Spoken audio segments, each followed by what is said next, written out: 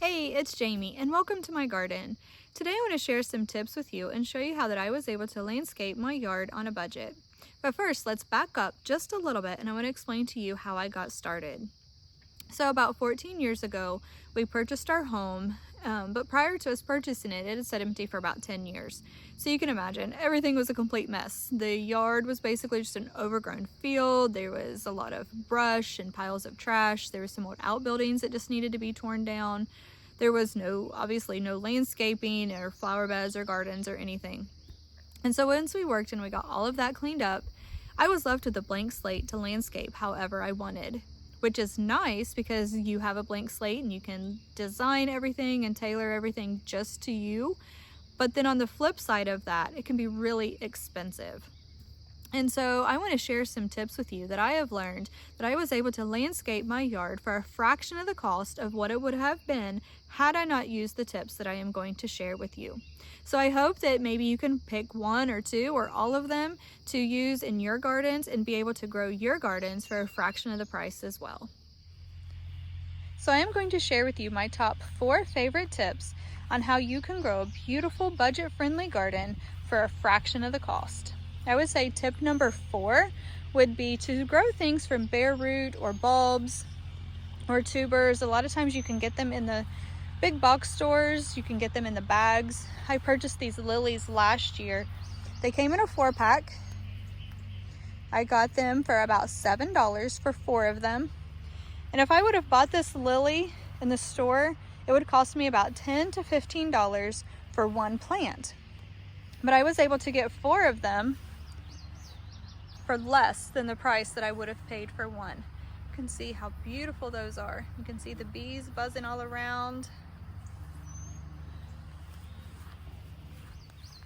This is also another lily that came in that pack. Actually, this is the 4th one.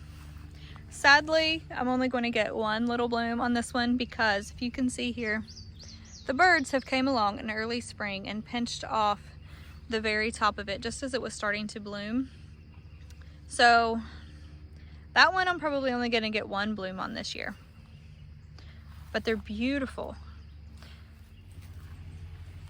Another bare root plant that I got this, and I just started this one this year. This is a Merit Supreme hydrangea. I picked this up in a 2-pack from Sam's Club. I think I paid $12 for 2 of them, so about $6 a piece. And it's already blooming. Look at the size of that bloom. And I just planted this one as a bare root probably in March of this year. I started it in my greenhouse, so it got a little bit of a head start.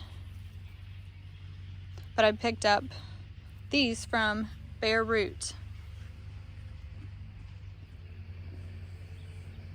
This is another one that I started as a tuber. This dahlia. I think I picked up a 2-pack for about $10. And so those big dahlias like that in the store, they'll cost you about $10 for one dahlia plant, and I got 2 of them for $10. So about half price. And I live in zone 6B. And so sometimes my dahlias, I don't even dig them up. I just leave them in the ground. And sometimes they come back. Most of the time they actually do. Look how pretty that is. So tip number 4 would be starting things from bare root, tubers, or bulbs. Tip number 3 would be starting flowers from seeds. I started this dahlia from seed last year. And like I said, a lot of times dahlias in my zone 6B, a lot of times will come back. We've had some pretty mild winters, and so they've been able to overwinter quite well. But I picked up a pack of seeds for about $2, and I got several plants, and several of them actually came back this year. There's beautiful dahlias that I picked up for a pack of seeds for about $2 and got several plants. Zinnias are also really easy to grow from seed. I start them all in my greenhouse. You can also direct sow a lot of these seeds, especially zinnias. I have direct sowed them before. But when I plant them in my flower bed, I prefer to plant them get them started in my greenhouse so that I know exactly where they're going instead of just scattering seeds about. But zinnias are also a really super easy, cheap flower to grow, and they bloom all season long. I love zinnias. Tip number 2 would be shop your own gardens. If you have some already, or maybe a friend or a relative, they have some plants that need to be divided. A lot of my plants have come from divisions. So this one here actually is a division that I took off of another one that I had. And actually I think I started these from a tuber or a bulb a few years ago. And now I've been able to get about 6 plants off of that one that I had started, because this is a daylily, and daylilies are so easy to get divisions off of. And then here next to it I have a sedum, which is also another division that I took off of another plant. It's not blooming yet, they'll bloom later in the fall. Then actually again next to it is some black-eyed Susans. There's some divisions that I had started. I think the black-eyed Susans actually came from my mom to begin with. She was thinning out some of her black-eyed Susans. I got a few clumps and now I have black-eyed Susans everywhere. They just keep on giving. There's some bee balm. There was a division of some that I actually started from seed, and I needed to thin some out. And so out of a pack of seeds, I got multiple plants, and then now I'm still able to keep dividing those plants off. And then there's phlox. They're not blooming yet either, but they're also another division that I took off of a larger plant that I have. So you can shop your own gardens and take divisions of certain plants, or if you have a friend or a relative that is needing to divide some of their plants, then a lot of times they're more than happy to let you come and take some divisions off of some of theirs, and it's a way to get cheap, free plants.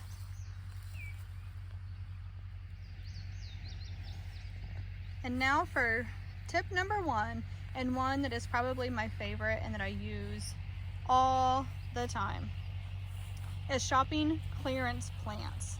Actually, I just picked this one up yesterday. It is a Let's Dance hydrangea. I got it for 50% off. Me and my daughter went into Rural King and they had all of their plants marked 50% off. They're getting rid of them. It's getting later in the season. And I haven't done anything to it yet. This is what it looked like when I bought it 50% off. It does need some deadheading, and then I do need to clean it up a little bit. But I got it for half price of what it normally would have cost me, and hydrangeas are expensive. And I actually call this my hydrangea bed because there are so many hydrangeas in here, and almost every single one of them have come from shopping the clearance rack, including this one here. This is a Quick Fire. I picked it up and it had no green on it. It was completely brown, dried up leaves. I picked it up for about $8 on the clearance rack.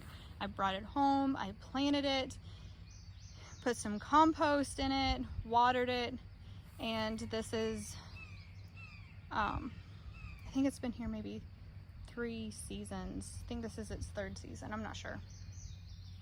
And it is blooming beautifully, and I picked that one up for about $8. And then I have these hibiscus. They're also not blooming yet. I picked them up at the end of the season for 75% off. In the fall, a lot of times Lowe's will clearance their plants because they're trying to get rid of them later in the fall. So I picked up those 2 hibiscus for about 75% off. And so that's what most of the perennials in this garden have either been plants that I've bought from bulbs or tubers, bare root, I've started from seed. I've taken divisions and added them to this garden. And then a majority of them have also come from clearance plants.